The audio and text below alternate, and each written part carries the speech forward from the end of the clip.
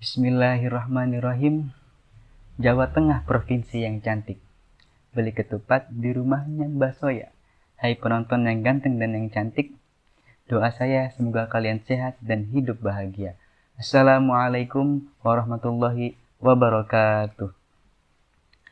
Alhamdulillahirabbil alamin wa bihi nasta'in wa ala umuri dunya waddin wa sholatu wassalamu ala asrofil anbiya'i wal mursalin wa ala alihi wa ashabihi ajmain.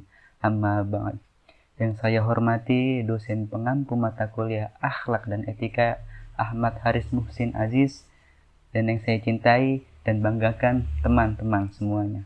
Pertama-tama yang paling utama, marilah kita panjatkan puja dan puji syukur kehadirat Allah Subhanahu wa taala yang telah memberikan kita nikmat iman, nikmat Islam, nikmat sehat, sehingga kita bisa menjalankan hari-hari yang indah ini dengan penuh kebahagiaan. Kedua dan bukan yang ketiga, sholawat serta salam semoga selalu tercurahkan kepada junjungan Nabi besar kita, Nabi Yuna Muhammad Sallallahu Alaihi Wasallam. Beliaulah yang membawa misi dan mengajarkan ajaran agama Islam sampai ke pelosok-pelosok dunia, sehingga kini kita di dalam ketenangan, kedamaian di bawah naungan Islam. Alhamdulillah, di kesempatan kali ini saya Zidan Ada Alfian, mahasiswa Universitas Indraprasta PGRI, mendapatkan tugas kultum dari mata kuliah akhlak dan etika yang diberi judul bersuci. Bersuci atau bisa disebut dalam bahasa Arab yaitu thaharah, merupakan kewajiban yang harus diikuti seorang muslim dan muslimat sebelum melakukan ibadah yang dapat dilakukan dengan wudhu, mandi, atau tayamum, dan menggunakan alat yaitu air, tanah, ataupun debu. Dalam surat Al-Maidah ayat 6 yang berbunyi, A'udzubillahi minasyaitonirrajim, Bismillahirrahmanirrahim. Ya ayyuhalladzina amanu idza kuntum ila sholati faghsilu wujuhakum wa aydiyakum ilal marafiqi wamsahu bi ru'usikum wa arjulakum ilal ka'bayn wa in kuntum junuban fattahharu. Shadaqallahul azim wa shadaqar rasulul karim.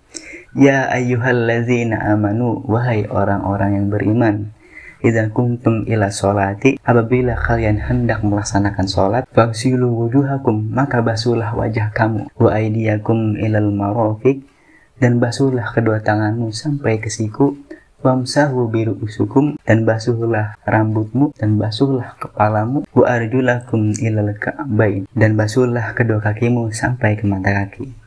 Wa in kuntum junuban fattahharu, dan apabila kamu dalam keadaan junub, maka mandilah. Teman-teman semuanya, apabila kita sudah membulatkan hati, membulatkan niat untuk melaksanakan sholat, dan dalam keadaan tersebut kita masih belum bersuci atau masih berhadas kecil, maka kita diharuskan atau diwajibkan untuk melakukan wudhu, diwajibkan untuk berwudhu.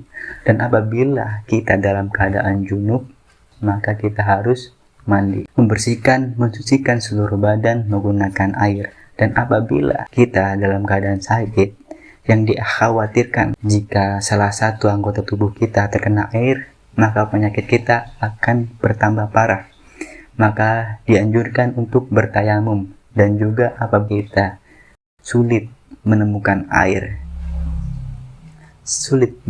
air, maka kita dianjurkan juga untuk bertayamum. Bertayamum menggunakan apa? Menggunakan debu yang baik. Debu yang baik itu yaitu debu yang bersih dan suci. Bersuci memiliki beberapa keutamaan. Pertama, bersuci menandakan bahwasanya orang tersebut memiliki iman. Pada hadis yang diriwayatkan Imam At-Tirmizi, at-tuhuru nisful iman. Bersuci itu sebagian dari iman.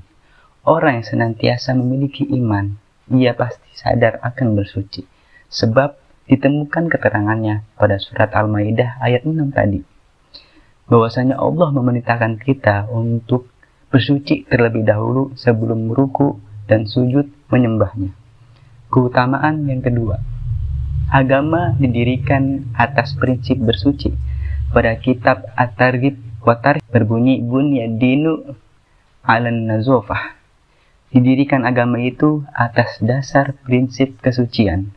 Islam selalu mengajarkan pemeluknya untuk selalu menyucikan diri lahir dan batin. Suci batin, membersihkan, menyucikan, menetralkan hati kita dari penyakit-penyakit hati seperti iri, dengki, kikir, dan lain sebagainya. Suci lahir, membersihkan, menyucikan badan atau tubuh kita dari hadas kecil dan hadas besar. Bisa kita melakukan wudhu, mandi, atau tayamum jika tidak menemukan air. Keutamaan yang ketiga itu bersuci merupakan kunci sahnya sholat. Pada hadis riwayat Imam At-Tirmizi, miftahus sholah at-tuhur. Kunci sholat itu adalah bersuci. Sholat merupakan salah satu ibadah yang mengharuskan kita untuk bersuci terlebih dahulu. Seperti yang dibilang hadis tadi, kunci sholat itu adalah bersuci. Apabila kita belum menemukan kuncinya, bagaimana kita bisa membuka pintu? Apabila kita belum bersuci diri, bagaimana kita melakukan sholat yang sah? Jika sholat kita tidak sah, maka tidak diterima oleh Allah. Kalau ibadah kita tidak diterima oleh Allah, maka konsekuensinya adalah kesia-siaan. Maka dari itu, toharoh atau bersuci memiliki kedudukan tertinggi dalam syariat Islam. Boleh dibilang apabila tidak ada toharoh, tidak ada bersuci, maka seluruh ibadah kita tidak akan diterima oleh Allah. Maka dari itu sangat penting untuk kita dalam mempelajari toharoh atau bersuci untuk melaksanakan ibadah kita dalam setiap harinya. Selanjutnya saya akan memaparkan kaifiyah bersuci atau tata cara bersuci. Pertama, tayamum. Kedua, mandi besar atau mandi junub. Yang ketiga, wudhu. Yang pertama, tayamum. Tayamum memiliki 4 fardu. Pertama, niat. Kedua, mengusap wajah. Yang ketiga, mengusap kedua tangan. Dan yang keempat, tartib atau secara berurutan. Pertama, niat. Nawaitu tayamumah listibahati sholati fardulillahi ta'ala. Selanjutnya, kita menempelkan kedua telapak tangan kita ke debu atau tanah, lalu menipiskannya dengan menepuk, atau bisa juga ditepuk seperti ini, lalu tiup supaya tipis, lalu kita usap ke bagian wajah kita seperti ini.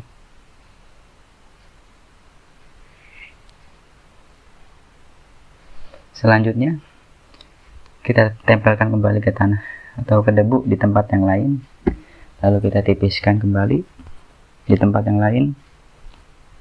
Lalu telapak tangan kiri mengusap tangan kanan.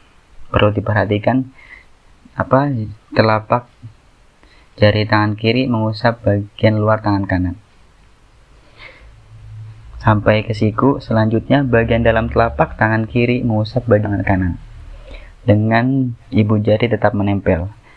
Lalu ibu jari bagian dalam telapak tangan kiri mengusap bagian luar ibu jari tangan kanan.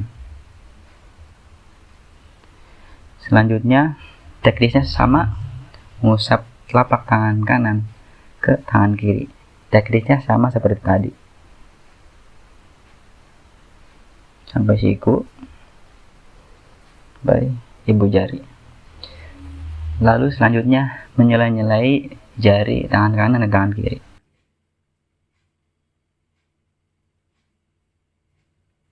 Dan perlu diketahui bahwasanya tayamum hanya untuk satu sholat fardu dan beberapa sholat sunnah. Contohnya ketika kita tayamum untuk sholat maghrib, lalu kita ingin sholat isya kembali, maka harus kita bertayamum lagi. Lalu selanjutnya kaifiyah atau tata cara mandi wajib atau mandi besar. Memerlukan 2 hal, yaitu niat dan meratakan air ke seluruh tubuh. Yang pertama niat, yaitu nawaitul ghusla li raf'il hadasil akbari fardhun lillahi ta'ala. Lalu yang kedua, mengguyurkan air atau meratakan air ke seluruh bagian tubuh walaupun sehelai rambut. Bahkan kalaupun itu panjang, itu harus terkena air. Selanjutnya kaifiyah wudhu. Yang ketiga kaifiyah wudhu, tata cara berwudhu. Berwudhu memiliki 6 fardu. Pertama niat, kedua membasuh wajah, yang ketiga membasuh kedua tangan sampai siku, yang keempat membasuh kepala, yang kelima membasuh kedua kaki sampai mata kaki, yang keenam tartib atau secara berurutan. Jadi karena keterbatasan waktu, saya tidak bisa memaparkan semuanya. Terima kasih telah menonton. Apabila ada salah-salah bisa disampaikan di dalam kolom komentar. Akhirul kalam, Allahumma fiq ila aqwamit thoriq. Assalamualaikum warahmatullahi wabarakatuh.